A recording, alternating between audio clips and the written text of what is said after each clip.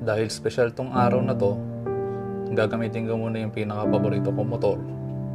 Ito nga pala si Zephyr, yung Raider 150 Fi ko.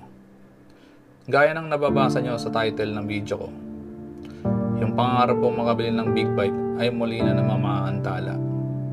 Siguro talagang hindi pa para sa akin kaya ayaw pang ibigay.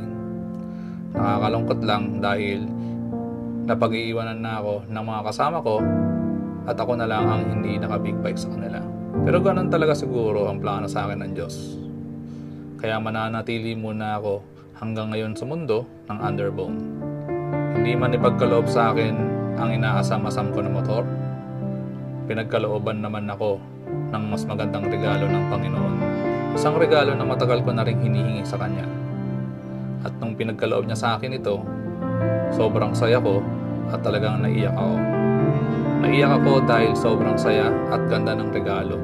Habang nasa 5,000 kilometers endurance challenge ako at natapos ko yung North, pansamantala muna ako umuwi para ayusin ang motor ko. At habang nagpapahinga na rin ako, nakakuha ng tiyempo ang asawa ko para sabihin sa akin ang totoo. Ito yung araw na aalis na ako kinabukasan para mag South Loop at makumpleto ko yung buong Luzon Loop. Ito rin ang naging dahilan at nagbigay sa akin ng lakas ng loob at tibay ng katawan upang makauwi ng buo at walang galos sa aking katawan. Nung gabing yon ay binigyan niya ako ng sobre at ang buong akala ko ay pera para may extra allowance ako.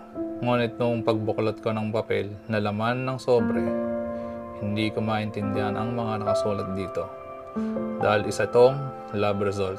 Hanggang sa nakita ko ang isang photocopy ng ultrasound. At sabay abot sa akin ni Mrs. ng 3 PT na lahat ay positive. Hindi ako makapaniwala sa mga oras na yon dahil hindi ko talaga ina-expect na mabubuntis siya sa panahong yon.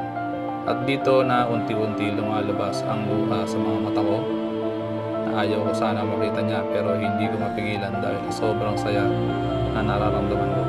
Sadyang napakagaling talaga ng Diyos. Hindi man ako magiging masaya sa material na bagay, binigyan niya naman ako na walang katumbas na ligaya panghabang buhay. God willing soon.